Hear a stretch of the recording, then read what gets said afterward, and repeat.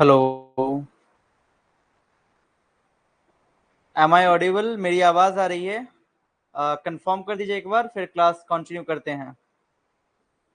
मेरी आवाज आ रही है? जल्दी सभी लोग ज्वाइन कीजिए, फटाफट, फिर कंटिन्यू करते हैं।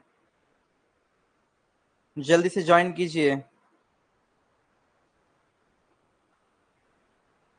हाँ जी, ज्वाइन कीजिए फटाफट से। आ जाओ सभी लोग फटाफट। चलो, मेरी आवाज आ रही है? एक बार मुझे कंफर्म कर दो, फिर हम कंटिन्यू करते हैं। हर हर महादेव सर जी, हर हर महादेव, जय शिव शंभू। चलिए, तो बाबा का नाम लेके आगे बढ़ते हैं। हर हर महादेव सर जी, हर हर। चलिए, तो बाबा का नाम लेकर के आगे बढ़ते हैं, ठीक है। तो ये किसकी वाली है, जरा कंफर्म कर देना, फिर कंटिन्यू करते हैं। बड़ी प्यारी सी है, लेकिन मासूम है। क्यों मासूम है? तो मतलब कि क्यों उदास सी है, कि उदास क्यों है ये, तो उसके बारे में आज हम इस सेशन में पढ़ने वाले हैं, जिस टॉपिक का ही नाम है मेंस्ट्रुअल साइकिल, ठीक है। सभी को हाय, हेलो, गुड इवनिंग। कैसे आप सब? होप आप सब बहुत ही बढ़िया होंगे ना। आप लोग की पढ़ाई बहुत ही जबरदस्त तरीके से चल रही होगी, ठीक है। तो बिना देरी के हुए चलते हैं अपने आज के सेशन पे, जिसमें हम पढ़ने वाले हैं आज, जिसका नाम है मेंस्ट्रुअल साइकिल, ठीक है। सो जो हम अभी चैप्टर पढ़ रहे हैं वो है हमारा चैप्टर ह्यूमन रिप्रोडक्शन, ठीक है। जो हमारा चैप्टर चल रहा है रिप्रोडक्शन यूनिट का third chapter, that is human reproduction, ठीक है। अब ये जो ह्यूमन रिप्रोडक्शन है, इसमें जो सबसे पहला टॉपिक था मेल रिप्रोडक्टिव सिस्टम, जिसको हमने बड़े ही प्यार से, बड़े ही अच्छे ढंग से इसको हमने समझ लिया, इसको हमने पढ़ लिया। उसके बाद हम चले थे फीमेल रिप्रोडक्टिव सिस्टम पे, ठीक है। तो जो अगला टॉपिक था वो था फीमेल रिप्रोडक्टिव सिस्टम, ये दोनों भी हमने फिनिश कर लिया। उसके बाद जो थर्ड था वो था गैमीटोजेनेसिस, वो भी हमने फिनिश कर लिया। और आज के लेक्चर में जो हम पढ़ने वाले हैं उसका नाम है मेंस्ट्रुअल साइकिल, ठीक है। उसका नाम है मेंस्ट्रुअल साइकिल। तो चलिए बिना देरी के हुए स्टार्ट करते हैं अपने आज का टॉपिक, जिसका नाम है मेंस्ट्रुअल साइकिल। क्लियर है जी? जिसका नाम है मेंस्ट्रुअल साइकिल। देखिए, मेंस्ट्रुअल साइकिल क्या होता है, याद कीजिए, जब रिप्रोडक्शन इन ऑर्गेनिज्म चैप्टर पढ़ाया होगा मैंने, तो उस टाइम मैंने बतलाया हुआ होगा कि फीमेल्स के बॉडी में कुछ साइक्लिकल चेंजेस होते हैं, जिसको बोलते हैं मेंस्ट्रुअल साइकिल और ईस्ट्रस साइकिल, ठीक है। तो मेंस्ट्रुअल साइकिल होता है प्राइमेट्स में, जैसे कि ह्यूमन हो गए, मंकी हो गए, एप हो गए, इन सब में क्या होता है मेंस्ट्रुअल साइकिल। अब वहीं यदि हम बात करें, यदि नॉन प्राइमेट्स में, जैसे कि डॉग हो गया, काऊ हो गया, बफेलो हो गया, तो इन सब में क्या होता है ईस्ट्रस साइकिल। क्योंकि ये जो साइक्लिकल चेंजेस होते हैं, ये जो फीमेल के बॉडी में ये जो साइक्लिकल चेंजेस होते हैं, इसी साइक्लिकल चेंजेस के दौरान, इन्हीं साइक्लिकल चेंजेस के दौरान फीमेल में गैमीट का फॉर्मेशन होता है। इसलिए ये साइक्लिकल चेंजेस जरूरी है। तो एक होता है पीरियड्स, ठीक है, जिसको बहुत से लोग बोलते हैं कि यही है एमसी, यानी कि मेंस्ट्रुअल साइकिल। तो नो बाबा नो, ये नहीं है menstrual cycle. Menstrual cycle is different, यानी कि जो मेंस्ट्रुअल साइकिल है, उस मेंस्ट्रुअल साइकिल के अंदर जो फेज आता है उसमें होते हैं पीरियड्स, ठीक है। तो वो पीरियड्स अलग है और मेंस्ट्रुअल साइकिल अलग है, यानी कि पीरियड्स इसके अंदर का है, इसीलिए दोनों सेम नहीं हुए, अनइक्वल हुए। तो वो सारा अभी हम डिस्कस करने वाले हैं अपने आज के लेक्चर में। तो चलिए हम बिना देरी के हुए चलते हैं अपने पीपीटी पे और पढ़ते हैं हमारा आज का topic, that is menstrual cycle. Clear? Radhe Radhe Om Veer, जय श्री कृष्णा। तो देखिए, ये जो मेंस्ट्रुअल साइकिल है, ये होता क्या है, पहले इसको देख लीजिए। तो देखिए भैया, it is the cyclical events, ठीक है। It is the cyclical events starting from one menstruation till the next duration, यानी कि reproductive period, puberty to menopause of a woman's life. यानी कि ये एक साइक्लिकल चेंजेस होता है, ये एक साइक्लिकल चेंजेस होते हैं। ये जो मेंस्ट्रुअल साइकिल है ये एक साइक्लिकल चेंजेस होता है जो कि फीमेल्स में होता है, और उनको हर महीने ये चीज, हर महीने का ये साइकिल बना हुआ होता है, जो कि उनका जो पहला मेंस्ट्रुएशन होता है, यानी कि उनका उनका जो पहला पीरियड्स होता है तब से लेकर के उन जब तक उनमें मेनोपॉज नहीं हो जाएगा तब तक ये साइक्लिकल चेंजेस होती रहती है। जैसे कि याद कीजिए कि मैंने यदि आप लोग को पढ़ाया हो, मैंने आप लोग को बतलाया हुआ हो कभी, या फिर आप लोग पढ़े हुए होंगे, तो एक होता है मेनार्क और दूसरा होता है मेनोपॉज। ठीक है, एक होता है मेनार्क और दूसरा होता है मेनोपॉज। मेनार्क किसको बोलते हैं? जब फीमेल में मेंस्ट्रुअल साइकिल जिस फेज में स्टार्ट होता है उसको बोलते हैं मेनार्क, और जिस फेज में मेंस्ट्रुअल साइकिल आकर के स्टॉप हो जाता है उसको बोलते हैं मेनोपॉज। ठीक है, जिस फेज में मेंस्ट्रुअल साइकिल स्टार्ट होता है दैट इज मेनार्क, और जिस फेज में मेंस्ट्रुअल साइकिल स्टॉप हो जाता है उस फेज को बोलते हैं मेनोपॉज। ठीक है जी, अब आगे देखिए, यदि हम इसके ड्यूरेशन की बात करें, यदि हम मेंस्ट्रुअल साइकिल के ड्यूरेशन की बात करें तो ये हर एक फीमेल में ये जनरली यदि बात करें तो 28 टू 29 डेज का होता है। ये देखिए ये वेरी भी करता है बहुत से फीमेल्स में। जनरल यदि हम ये मैंने बतलाया जनरल, ठीक है, कि जनरली जो मेंस्ट्रुअल साइकिल का जो डेज होता है वो 28 टू 29 डेज होता है। बहुत सी ऐसी फीमेल्स होती हैं जिनमें 30 डेज का भी होता है या फिर 31 डेज का भी होता है। बट यदि 31 या फिर 32 से प्लस डेज जा रहा है इसका मतलब कुछ प्रॉब्लम हो सकता है, तो ऐसे फीमेल्स को इमीडिएट अपने डॉक्टर से कंसल्ट करना चाहिए। वहीं बहुत फीमेल में यही साइकिल 27 डेज का भी हो सकता है, 25 डेज का भी, इवन तो कभी कभार 26 नहीं 25 डेज का भी हो जाता है। बट यदि 25 से कम का मेंस्ट्रुअल साइकिल हो रहा है तो उन फीमेल को भी नीड होगी कि वो अपने किसी गायनेकोलॉजिस्ट से कंसल्ट करे एक बार, हो सकता है किसी प्रॉब्लम के कारण भी ऐसा हो रहा हो। ठीक है, तो याद रखिएगा कि उसका जनरल जो डेज होता है मेंस्ट्रुअल साइकिल का ड्यूरेशन वो होता है 28 से 29 डेज का, यानी कि 28 से 29 दिन का। देखिए menstrual cycle is also seen in primates. मैंने बताया ही कि मेंस्ट्रुअल साइकिल 3 में प्रेजेंट होते हैं। रिप्रोडक्शन इन ऑर्गेनिज्म में भी मैंने आप लोग को ये बात पढ़ाई हुई होगी कि एक तो होता है ये एक तो ये किस में होते हैं मेंस्ट्रुअल साइकिल? प्राइमेट्स में, जिसमें कि ह्यूमंस आते हैं, मंकी एंड एप, ये तीनों ही क्या है? प्राइमेट्स। तो इनमें क्या होता है? इनमें होता है मेंस्ट्रुअल साइकिल। ये मैंने अभी ही आपको बतलाया। क्लियर? अब देखिए अगला जो पॉइंट है कि मेंस्ट्रुअल साइकिल में इवेंट्स की यदि बात करें, ठीक है, मेंस्ट्रुअल साइकिल में यदि इवेंट्स की बात करें तो इसमें दो टाइप का इवेंट होता है। कुछ इवेंट होते हैं ओवरी के अंदर जिसको बोलते हैं ओवेरियन साइकिल। देख रहे हो, चेंजेस इन ओवरी, जो ओवरी में जो चेंजेस आते हैं दैट इज ओवेरियन साइकिल। तो कुछ इवेंट इसमें ओवरी के अंदर होते हैं और कुछ इवेंट इसमें यूट्रस के अंदर होते हैं। तो ये दो साइकिल होते हैं किसके अंदर?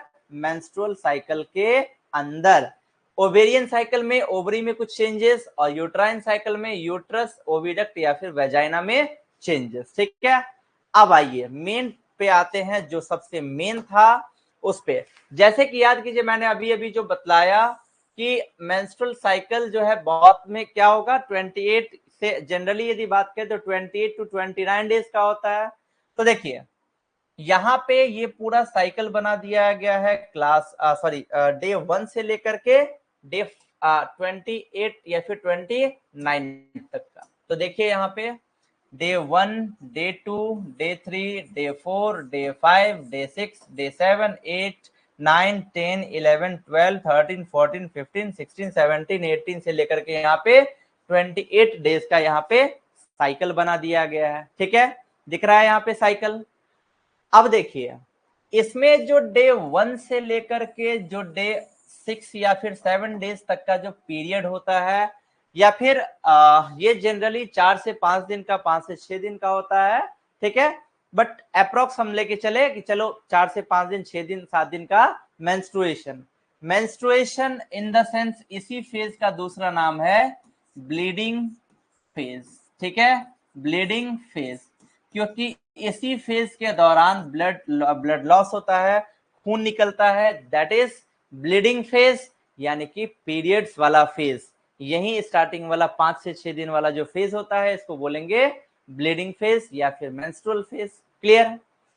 अब क्या होगा, जो 7वें से लेकर के 13वें तक दिन, 13वां दिन जो होगा, यानी कि अभी हम लेकर के चले हैं कि कोई ऐसी फीमेल का एग्जाम्पल जिसमें मेंस्ट्रुअल साइकिल 28 डेज का है, ठीक है, तो अब क्या होगा कि 5वें से 6ठे दिन तक, यानी कि फर्स्ट से लेकर के, पहला से लेकर के 6ठे दिन तक क्या हुआ, पहला से लेकर के 6ठे दिन तक हुआ, पीरियड्स हुए, यानी कि मेंस्ट्रुएशन हुआ, ब्लीडिंग हुई। क्लियर?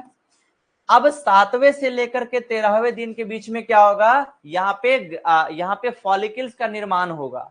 फॉलिकल्स के निर्माण को यदि समझाएं, फॉलिकल्स के निर्माण को यदि शॉर्ट में बताएं, तो एकदम बिल्कुल शॉर्ट में समझ लो, ओवम का निर्माण होगा। तो इसी 7th डे से लेकर के 13th डे के बीच में क्या होता है, ओवम का निर्माण होता है।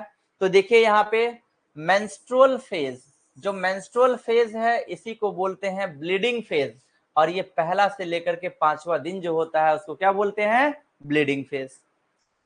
फॉलिक्यूलर फेज दूसरा, या फिर जिसको बोलते हैं प्रोलिफेरेटिव फेज, यानी कि ये छठा से लेकर के 13वां दिन तक का जो फेज होगा, इसको क्या बोलेंगे, फॉलिक्यूलर फेज या फिर प्रोलिफेरेटिव फेज। ठीक है जी, फॉलिक्यूलर फेज या फिर प्रोलिफेरेटिव फेज। इसी फेज के दौरान क्या होगा, ओवम का फॉर्मेशन होगा। तो चलो मैं यहाँ पे शॉर्ट में लिख भी देता हूं। इस फेज में क्या होगा, जो मेंस्ट्रुअल फेज है, इस फेज में पीरियड्स होंगे, मेंस्ट्रुएशन होगा।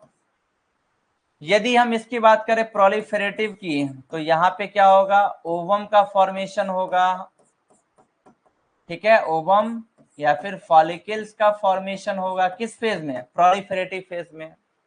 अब देखिए, यदि हम बात करें 14वें दिन की, तो 14th डे पे क्या होता है कि 14th डे में एक हार्मोन है जिसका नाम होता है LH हार्मोन, और LH का हार्मोन का सेक्रेशन बिल्कुल पीक पे पहुंच जाता है। पीक का मतलब क्या है, जैसे मान लीजिए कि मान लीजिए ये कोई बड़ा सा, मान लीजिए कि ये वाला कोई बड़ा सा ट्यूब है या फिर टब है। अब इसमें मान लीजिए हम पानी यहाँ तक भर दिए, मतलब कह सकते हैं कि बहुत पानी भर दिए, लेकिन उसका जो एकदम बिल्कुल टिप वाला पोर्शन होता है, पीक वाला पोर्शन होता है, वहां तक यदि पानी भर देंगे, यानी कि पीक तक पानी हम भर दिए, क्योंकि पीक के बाद यदि पानी और डालेंगे तो पानी उछल करके गिर जाएगा। तो वैसे ही जो LH है, यानी कि ल्यूटिनाइजिंग हार्मोन है, इसका जो सेक्रीशन है ये एकदम बिल्कुल पीक पे पहुंच जाता है। ठीक है, ये एकदम बिल्कुल पीक पे पहुंच जाता है, और इसी को बोलते हैं LH सर्ज।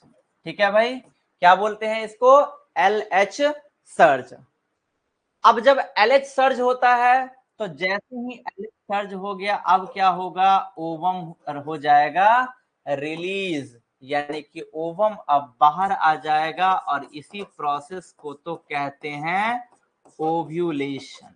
ठीक है, इसी प्रोसेस को बोलते हैं ओव्यूलेशन। अब जब 14th डे पे ओवम रिलीज हो गया, अब ओवम के साथ दो ही चीजें होगी, या तो वो फर्टिलाइज होगा या फिर वो फर्टिलाइज नहीं होगा।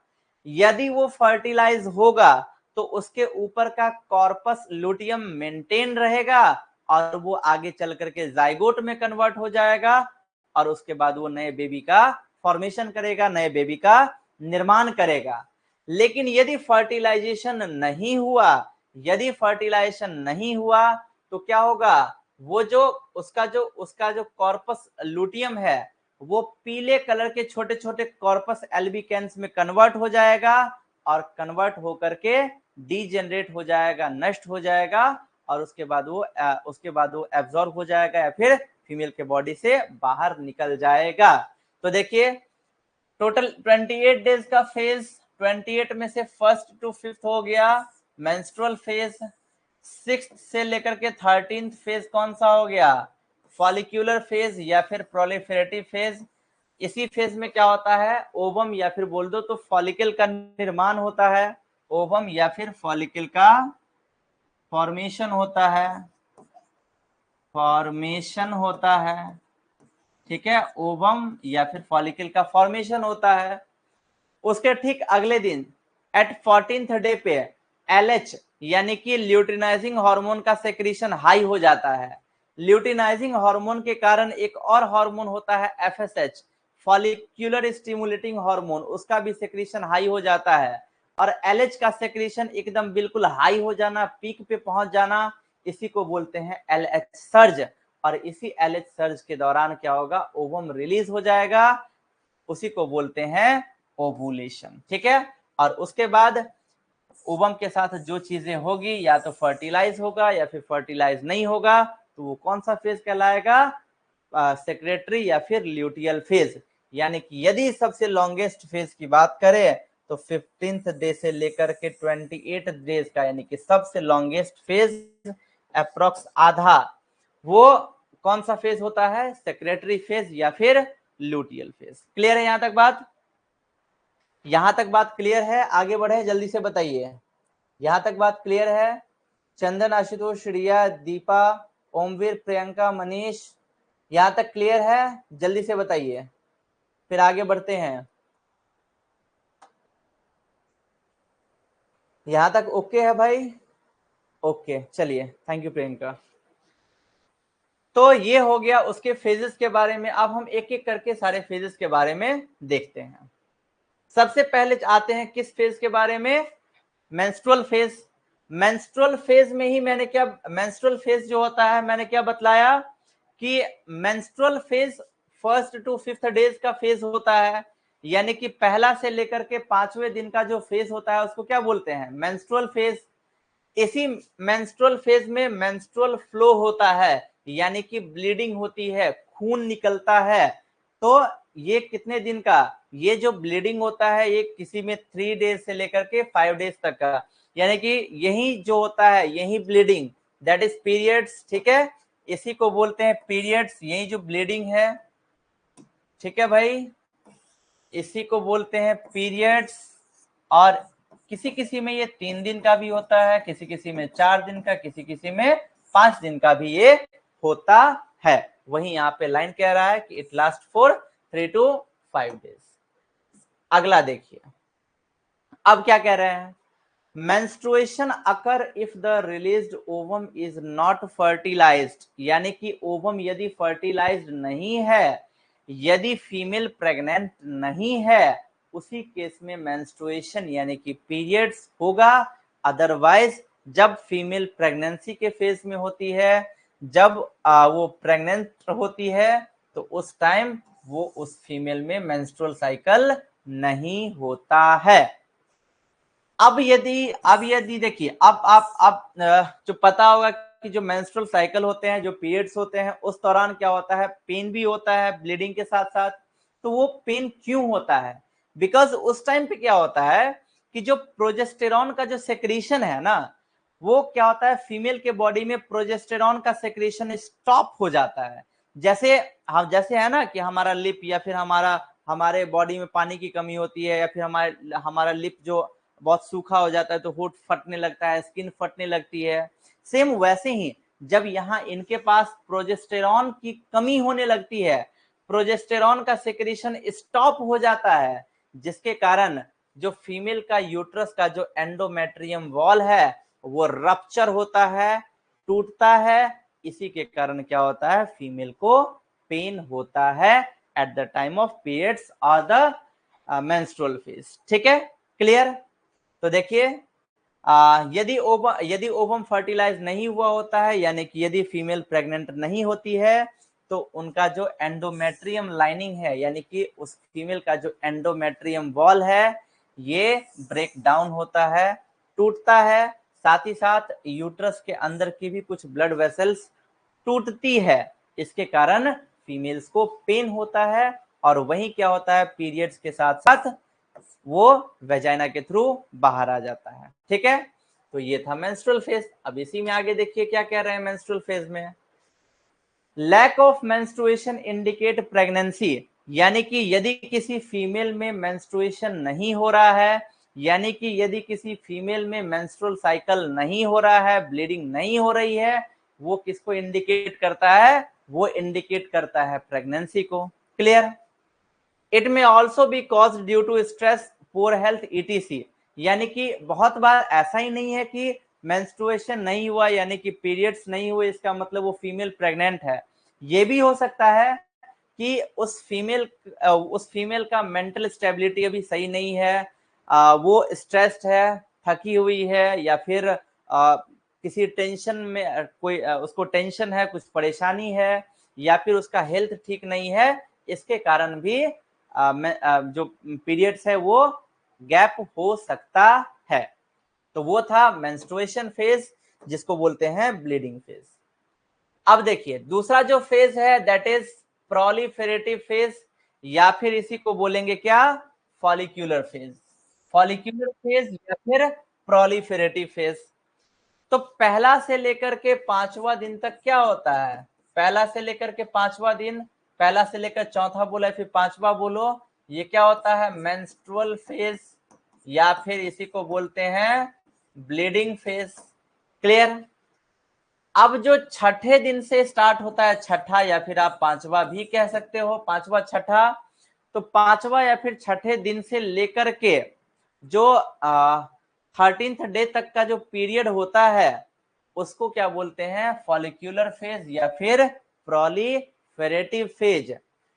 इसी फेज में एक्शन ऑफ गोनेडोट्रोपिन, यानी कि जिसको गोनेड रिलीज करते हैं, यानी कि एफएसएच और एलएच, तो वो इसी फेज में क्या होता है, एफएसएच और एलएच का सेक्रीशन होता है, कहां से, पिट्यूटरी ग्लैंड से। क्लियर।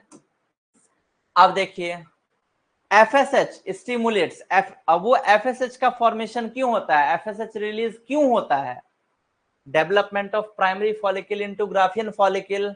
ये मैंने इससे पहले भी आपको दोनों क्लास हुए, दोनों लेक्चर में यहाँ पे आपको ये डायग्राम भी बतला दिया हूं, तो होप कि यहाँ पे उसको बताने की जरूरत नहीं है। तो ये जो एफएसएच होता है ये प्राइमरी फॉलिक्यूल को ग्राफियन फॉलिक्यूल में कन्वर्ट करने में भी उसकी मदद करता है। साथ ही साथ ये क्या करता है, ग्राफियन फॉलिक्यूल के द्वारा एस्ट्रोजन का सेक्रेशन भी करवाता है। तो ये दोनों फंक्शंस थे किसके, एफएसएच के। अभी यहाँ पे क्या बोले कि एस्ट्रोजन का सेक्रेशन, यानी कि जब एस्ट्रोजन रिलीज होता है तो एस्ट्रोजन क्या स्टिमुलेट करता है, तो देखिए भाई एस्ट्रोजन क्या स्टिमुलेट करता है, सो एस्ट्रोजन क्या स्टिमुलेट करता है, यहां पे देखिए गौर से, proliferation of ruptured uterine endometrium and mucus lining of oviduct and vagina। यानी कि जो पहला फेज था मेंस्ट्रुअल फेज या फिर ब्लीडिंग फेज, उस फेज के दौरान जो यूटेराइन टिश्यू यानी कि एंडोमेट्रियम वॉल टूटा था, साथ ही साथ कुछ और भी पोर्शन टूटे थे, तो वो यहाँ पे क्या करता है, एस्ट्रोजन उनको रिपेयर करने में, उनको बनाने में उसकी मदद करता है। अब ये जैसे जैसे मैंने बतलाया हुआ था, मेल में होता है टेस्टोस्टेरोन, जिसके कारण मेल के अंदर मेल कैरेक्टर डेवलप होता है, वैसे ही फीमेल के अंदर सेकेंडरी सेक्सुअल कैरेक्टर इसी एस्ट्रोजन के कारण डेवलप होता है। क्लियर। साथ ही साथ ये एस्ट्रोजन जो है ये क्या करता है, एफएसएच सेक्रेशन के सप्रेशन को स्टिमुलेट करता है, और ये एलएच का सेक्रेशन करवाता है, यानी कि ल्यूटिनाइजिंग हार्मोन का सेक्रेशन करवाता है। क्योंकि ल्यूटिनाइजिंग हार्मोन का सेक्रेशन करवाएगा तभी क्या होगा, क्योंकि ल्यूटिनाइजिंग हार्मोन का सेक्रेशन करवाएगा तभी तो ओवम रिलीज होगा, उसी के कारण तो ओवम रिलीज होगा। Clear.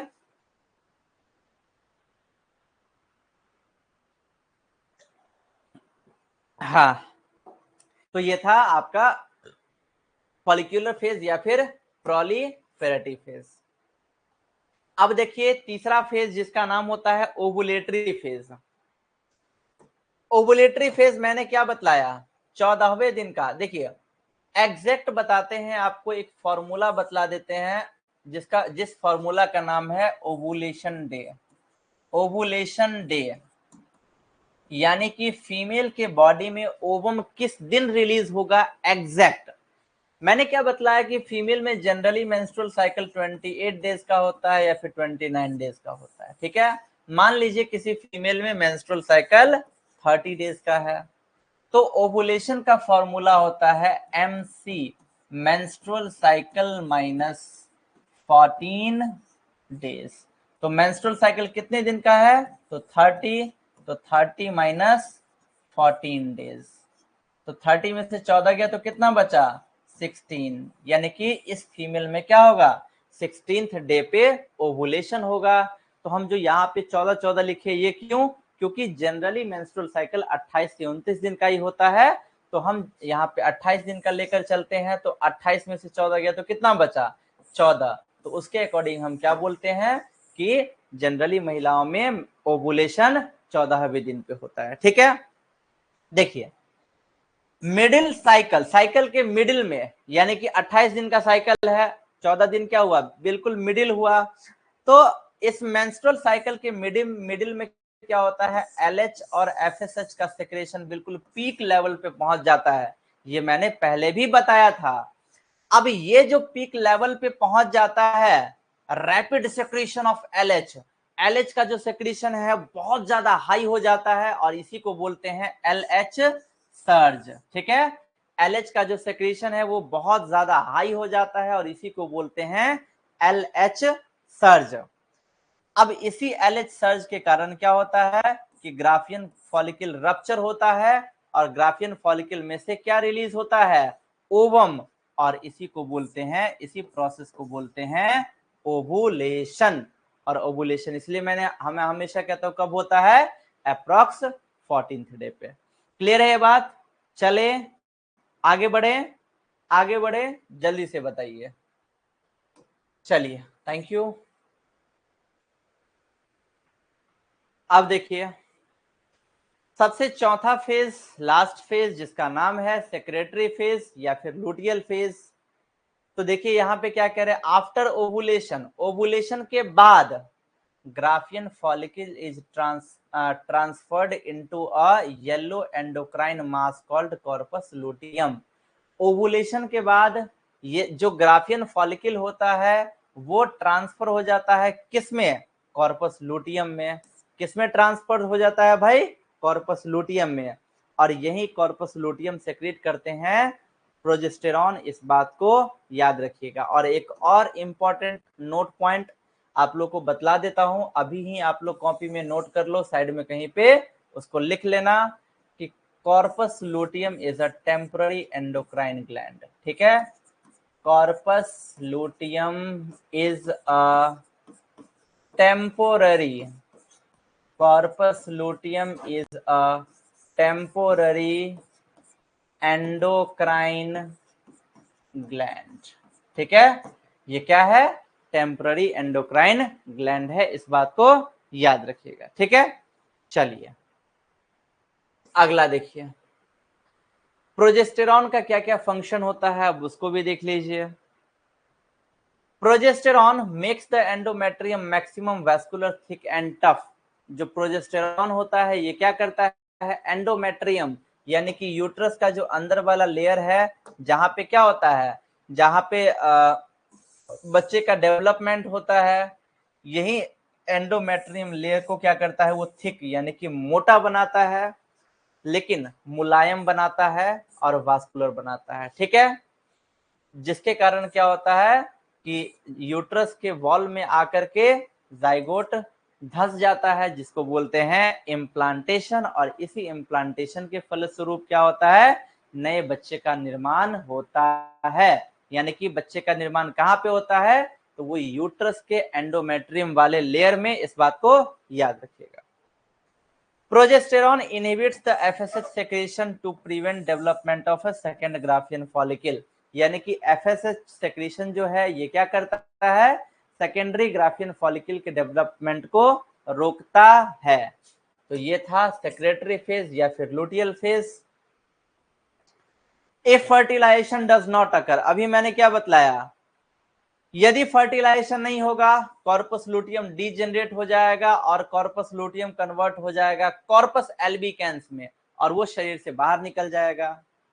It causes disintegration of endometrium, यदि फर्टिलाइजेशन नहीं होगा मतलब क्या होगा, फिर से अगला मेंस्ट्रुअल साइकिल स्टार्ट होगा, यानी कि अगला जस्ट फिर से फीमेल में पीरियड्स होने वाला है, तो उसी पीरियड्स में क्या होता है, पेन भी होगा, यानी कि एंडोमेट्रियम जो होगा वो भी डिसइंटीग्रेट होगा, यानी कि टूटेगा और अगला मेंस्ट्रुअल साइकिल अगले महीने का मेंस्ट्रुअल साइकिल स्टार्ट हो जाएगा।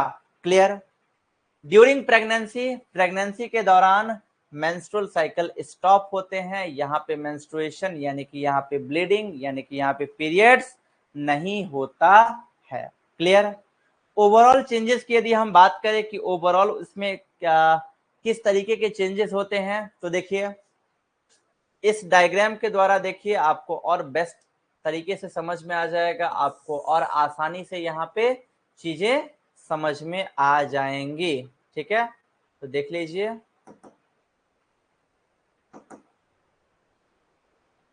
देखिए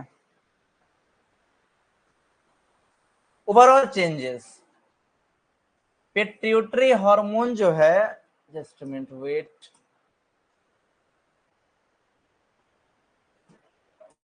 हाँ जी, changes in pituitary hormone level. देखिए एक इस साइड लिखा है menstruation, follicular phase, 14th day पे होता है ओवुलेशन, लुटियल फेज, और ये अगला मेंस्ट्रुअल साइकिल।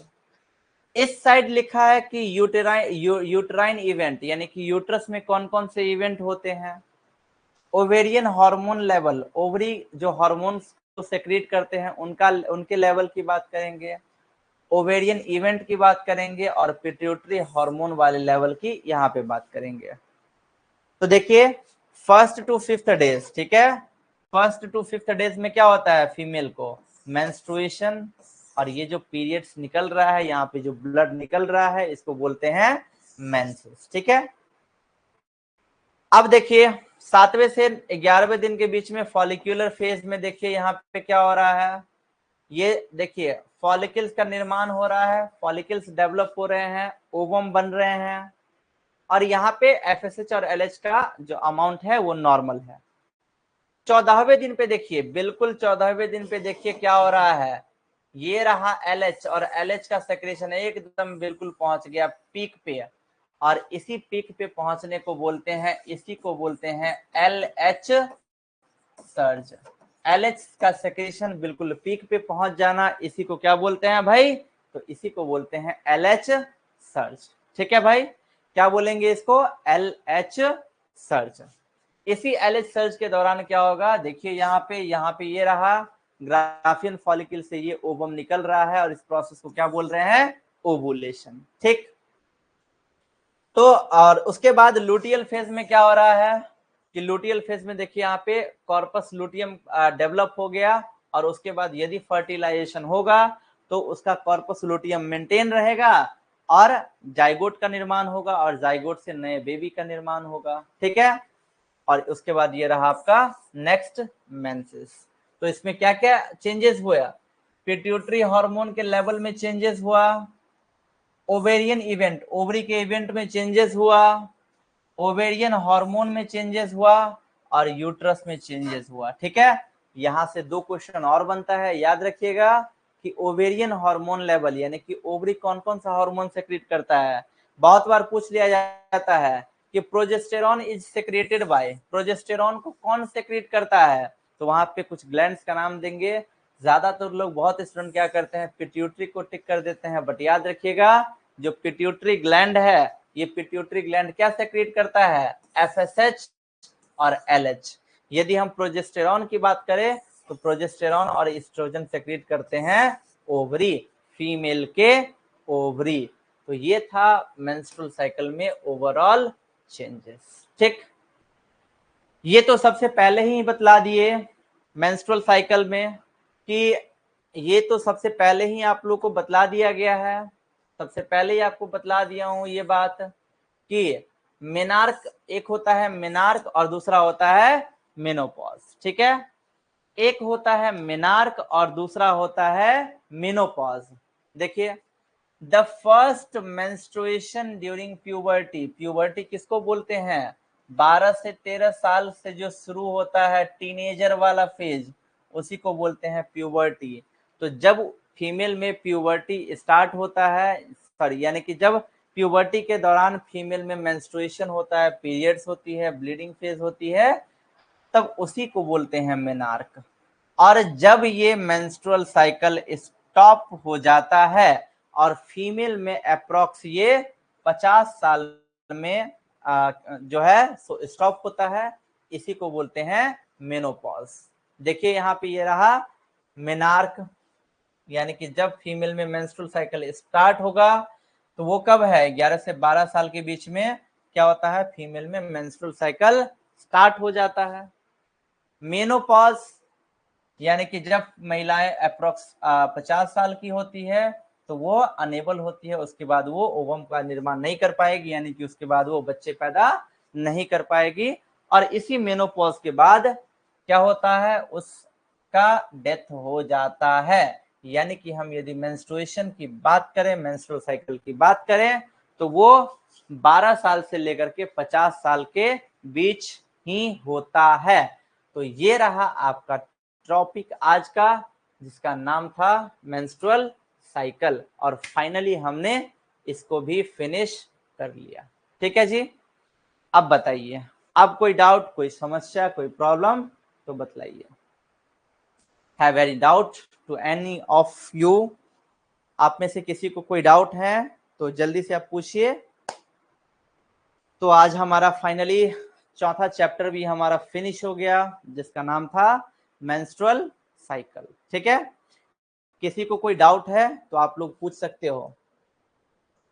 किसी को कोई डाउट? रिया, आशुतोष, दीपा, ओमवीर, मनीष, रागिनी, प्रियंका, पूजा, वर्षा, किसी को कोई doubt? Have any doubt? Ragini, no doubt. चलिए, बहुत बढ़िया, अच्छा लगता है जब स्टूडेंट पढ़ते हैं और उनका सारा डाउट लेक्चर में क्लियर हो जाता है, तो ऑनेस्टली बहुत अच्छा फील होता है। सो पढ़ाई कीजिए, मेहनत कीजिए। चलिए, थैंक यू सो मच। तो मिलते हैं अपने अगले लेक्चर में, अपने अगले डे में जो हम मिलेंगे, उसमें हम बात करेंगे, उसमें हम पढ़ेंगे अपना जो अगला टॉपिक होगा, जिसका नाम है फर्टिलाइजेशन। ठीक है, चलिए, thank you so much, bye bye, good night, शुभ रात्रि, शब्बा खैर। मिलते हैं अगले क्लास में।